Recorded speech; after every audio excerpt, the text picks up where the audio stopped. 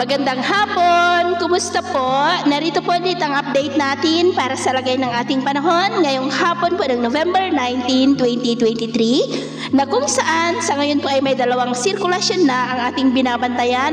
Una na dyan, ang dati nating binabantayan na nag-stationary na nga po dyan sa silangan ng Caraga, pero posibleng kakawit yan sa shear line at pawala na rin between 24 to 48 hours. At ang nandito naman sa may Sulusi ay posibleng lalakas bilang bagyo na banda po dyan sa may Palawan at palabas naman na sa ating area of responsibility patungo po sa Vietnam.